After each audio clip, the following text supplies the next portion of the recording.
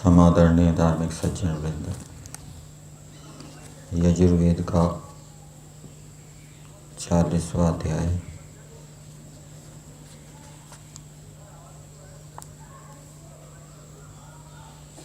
पीछे हमने मंत्र संख्या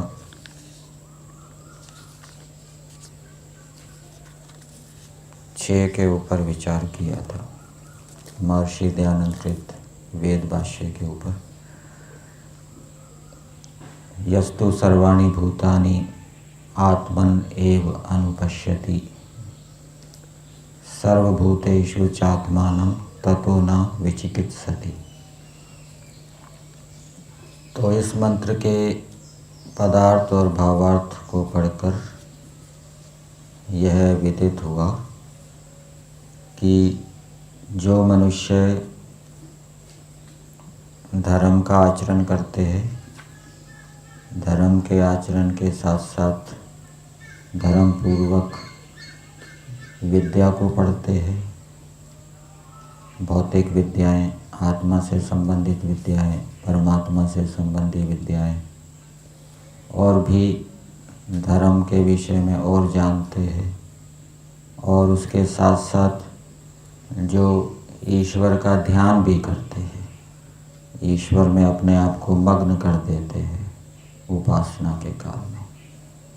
तो ऐसे जो मनुष्य होते हैं वो फिर न विचिकित्सति, फिर वो संशय को प्राप्त नहीं होते। धीरे धीरे उनकी जो अविद्या है, संशय है, चाहे ईश्वर के विषय में, चाहे आत्मा के विषय में, चाहे शरीर आदि पदार्थों के विषय में, वो संशय दूर होते जाते हैं, विद्या बढ़ती जाती है और उसके बढ़ने से वो मोक्ष की ओर बढ़ते हैं, सांसारिक सुख भी प्राप्त करते हैं।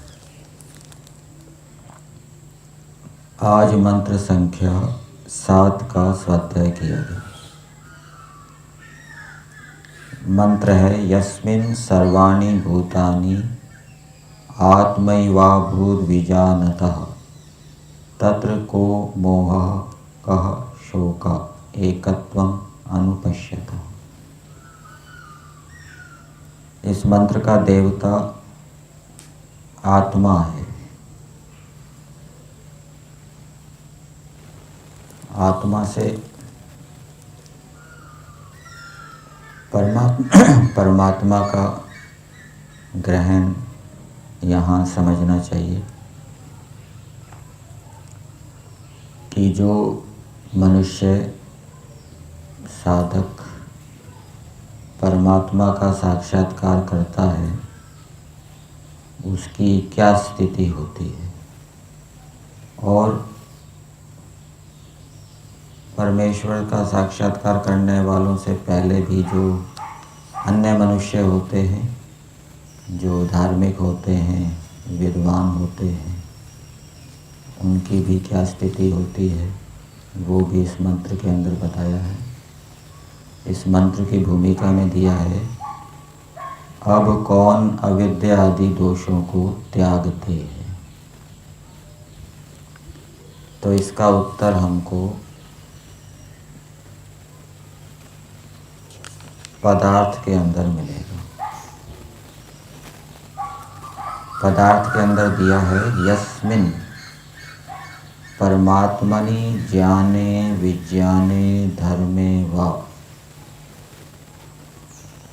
भूतानि यस्मिन् सर्वाणि भूतानि, जिस अवस्था में स्थित मनुष्य के लिए सब प्राणी आत्मवत हो जाते हैं। आत्मा ही हो जाते हैं, मतलब आत्मवत हो जाते हैं।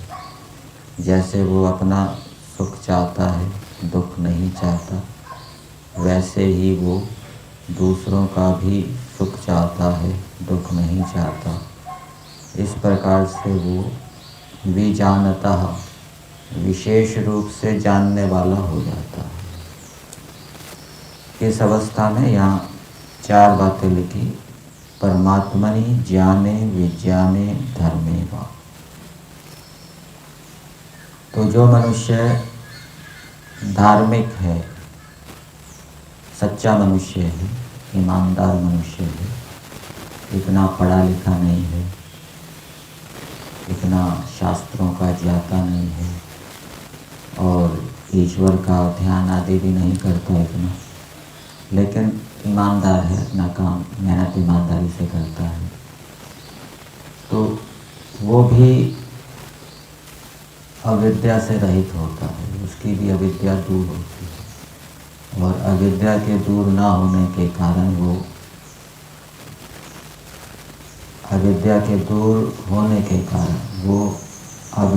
मोह और शोक को प्राप्त नहीं होता। और जो व्यक्ति सच्चा नहीं है, ईमानदार नहीं है और विद्वान भी नहीं है, शास्त्रों का ज्ञाता भी नहीं है, बेईमानी करता है, छल कपट करता है, झूठ बोलता है, तो वो अविद्या से युक्त रहेगा और वो बहुत मोही होगा और बहुत शोक से ग्रस्त होगा। छोटी छोटी बातों पर वो दुखी होता रहेगा, शोकग्रस्त होता रहेगा। फिर दूसरा दिया है ज्ञाने। अब एक व्यक्ति धार्मिक के साथ साथ कुछ उसने शास्त्रों का अध्ययन भी किया है, स्वाध्याय भी किया है, पढ़ा है, आत्मा के विषय में पढ़ा है, परमात्मा के विषय में पढ़ा है और विद्वानों का संग किया है। इतना गंभीर चिंतन मनन नहीं किया, सामान्य ज्ञान है।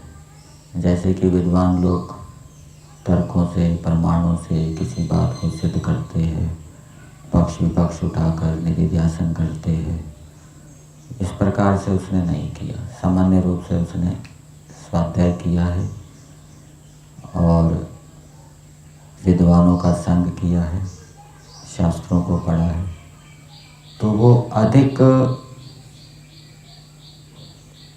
विद्या से युक्त होगा। किसकी अपेक्षा? जो केवल धार्मिक है, कुछ जानता नहीं है, इतना जिसने विद्वानों का संग भी नहीं किया, शास्त्रों का ज्ञान भी प्राप्त नहीं किया, ऐसे व्यक्ति की अपेक्षा ये जो दूसरा व्यक्ति है ये कम अविद्या से युक्त होगा, ये कम मोह से युक्त होगा, कम शोक से युक्त होगा।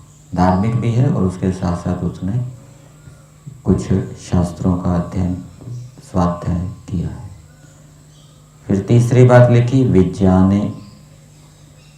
तीसरा व्यक्ति है वो सच्चा ईमानदार भी है, पुरुषार्थी भी है और उसने शास्त्रों का अध्ययन भी किया है गुरुमुख से, नियमों का पालन करते हुए, और उन शास्त्रों के ऊपर उसने चिंतन मनन भी किया है, निधिध्यासन भी किया है और निधिध्यासन आदि करने के कारण वो विज्ञान से युक्त हुआ है, तो वो और अधिक अविद्या से रहित होगा, उसके पास और अधिक विद्या होगी और वो पहले 2 प्रकार के जो मनुष्य हैं उनसे कम मोह और शोक से ग्रस्त होगा।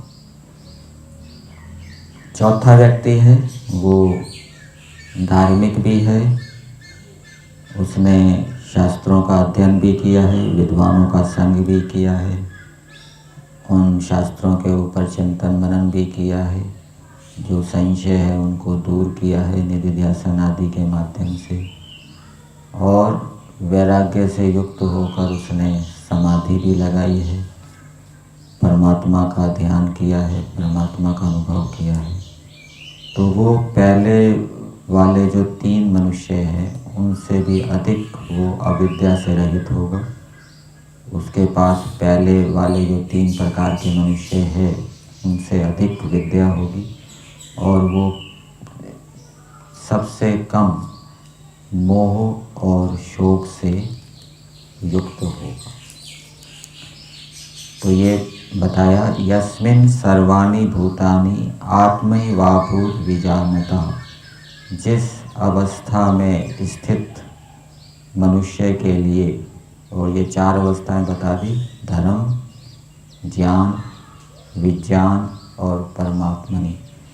तो इन 4 अवस्थाओं में कोई केवल धार्मिक हो सकता है, कोई धार्मिक के साथ साथ सामान्य ज्ञान से युक्त हो सकता है, कोई धार्मिक के साथ साथ विद्वान भी हो सकता है, और कोई धार्मिक और विद्वान के साथ साथ ईश्वर का साक्षात्कार करने वाला भी हो सकता है। तो ये सभी विशेष रूप से जानते हैं, कोई कम जानता है, कोई अधिक जानता है। परमात्मा का अनुभव करने वाला सबसे अधिक विशेष रूप से जानता है, उसके पास सबसे अधिक विद्या होती है, और जो केवल धार्मिक है वो सबसे कम विशेष रूप से जानता है। फिर आगे दिया, तत्र को मोहा कह शोका एकत्वम अनुपश्यता। तो उस अवस्था में, कौन सी अवस्था में? धर्म की अवस्था में जो स्थित मनुष्य है, अथवा सामान्य ज्ञान की अवस्था में जो स्थित मनुष्य है, अथवा जो विद्वान मनुष्य है, विद्वता की स्थिति को प्राप्त है, अथवा जो जिसने ईश्वर का साक्षात्कार किया है, तो उस अवस्था में स्थित मनुष्य के लिए कह मोह कह शोक, कौन सा मोह और कौन सा शोक, अर्थात उसको कोई मोह और शोक प्राप्त नहीं होता। क्यों प्राप्त नहीं होता? एकत्वम अनुपश्यतः, एकत्व को बाद में देखने वाले के लिए। जो केवल धार्मिक है, सच्चा मनुष्य है, वो भी सभी प्राणियों को एक देखेगा, समान देखेगा। एक का अर्थ संख्यावाची भी होता है और एक का अर्थ समान भी होता है।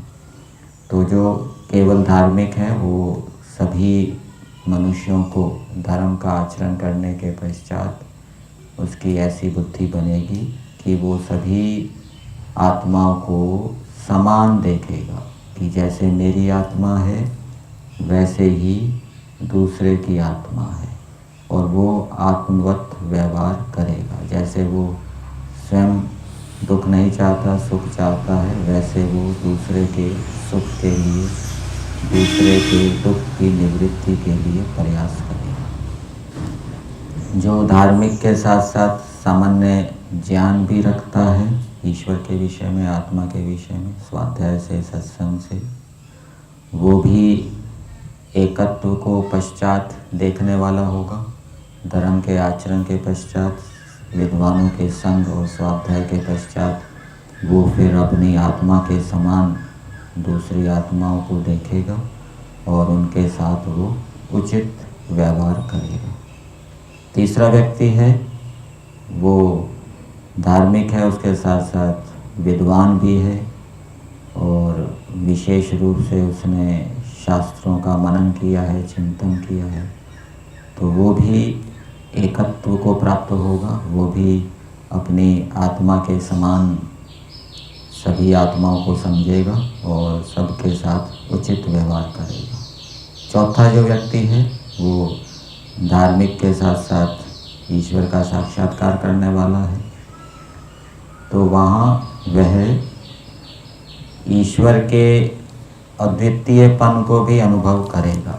यहाँ पर महर्षि दयानंद जी ने एकत्वम का अर्थ किया है परमात्मनो अद्वितीयत्वम, परमात्मा के अद्वितीयपन को योगाभ्यास से साक्षात्कार करने वाला। तो ये चौथे प्रकार का मनुष्य है। ये समाधि अवस्था में ईश्वर का साक्षात्कार करके ईश्वर के अद्वितीयपन को अनुभव करेगा, और उसके साथ साथ ऐसा नहीं है कि वो सभी जीवों को भी समान रूप से नहीं देखेगा, वो भी देखेगा, वो भी उसके ऊपर घटेगी।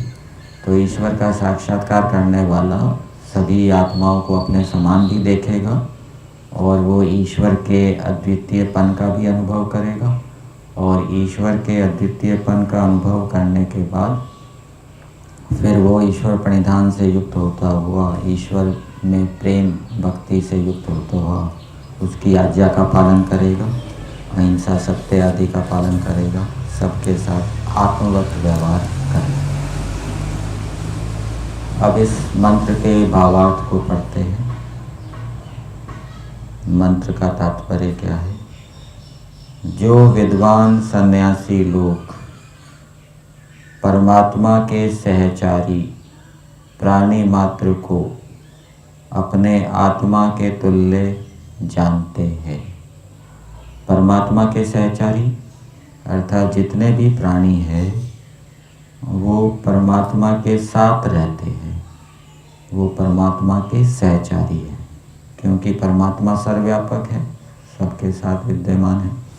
इसलिए ऐसा भी कह सकते हैं कि सभी प्राणी परमात्मा के साथ रहने वाले हैं। तो जो विद्वान सन्यासी लोग परमात्मा के सहचारी प्राणी मात्र को अपने आत्मा के तुल्य जानते हैं, अर्थात जैसे अपना हित चाहते वैसे ही अन्यों में भी वर्तते हैं, एक अद्वितीय परमेश्वर के शरण को प्राप्त होते हैं, उनको मोह शोक और लोभ आदि कदाचित प्राप्त नहीं होते। तो विद्वान सन्यासी, एक तो विद्वान सन्यासी वो हो सकता है जिसको ईश्वर का साक्षात्कार हो गया है। दूसरा विद्वान सन्यासी वो हो सकता है जिसको अभी ईश्वर का साक्षात्कार नहीं हुआ। वैराग्य तो हो गया, संन्यास तो ले लिया, लेकिन वो अभी दोनों समय ध्यान उपासना कर रहा है, ईश्वर के साक्षात्कार के लिए प्रयास कर रहा है। तो ये दो विभाग हो सकते हैं। तो जिसने ईश्वर का साक्षात्कार कर लिया है उसको ईश्वर की ओर से विद्या मिलेगी, और वो मोह शोक और लोभ आदि को प्राप्त नहीं होगा।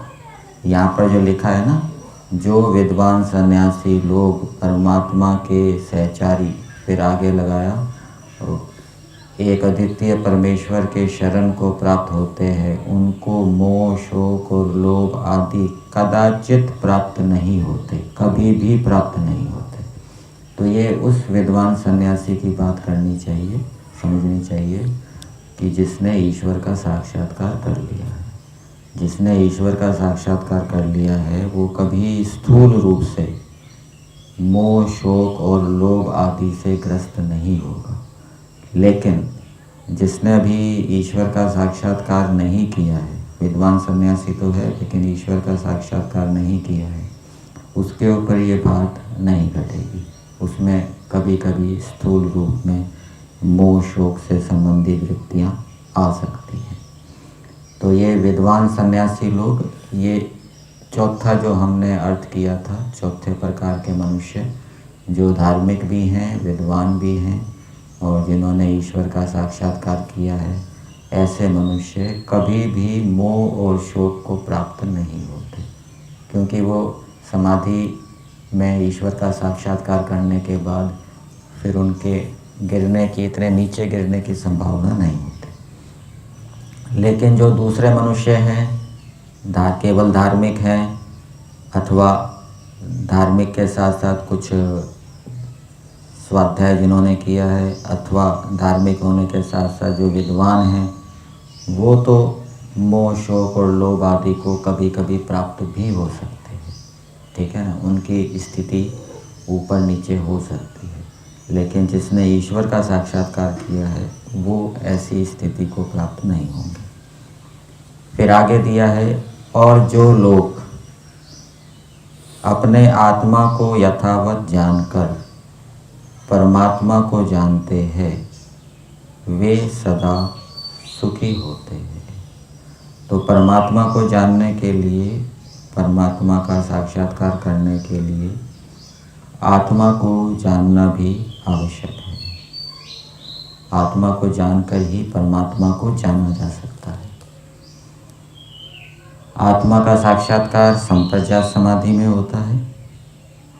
संप्रज्ञात समाधि में भी जो अस्मितानुगत संप्रज्ञात समाधि है, उसमें आत्मा का साक्षात्कार होता है।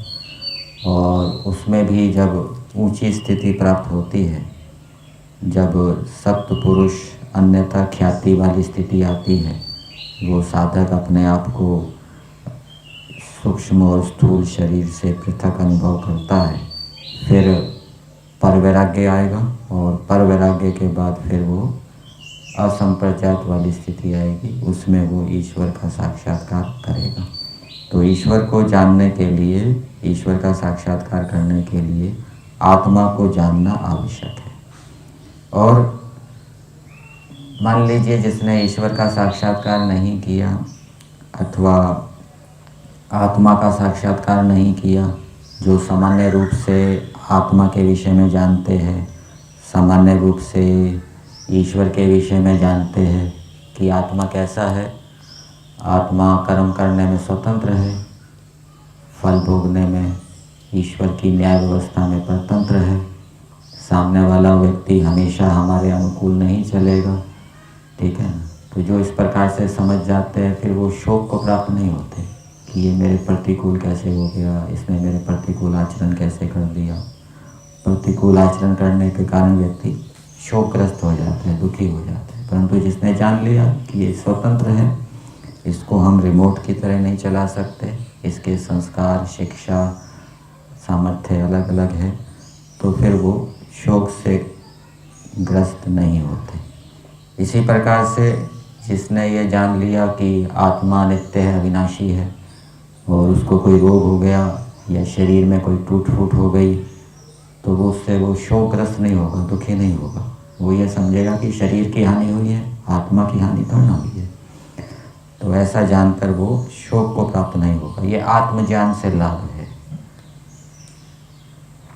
इसी प्रकार से जितने भी संबंध हैं, सांसारिक जितने भी संबंध हैं, वो हमेशा रहने वाले नहीं हैं।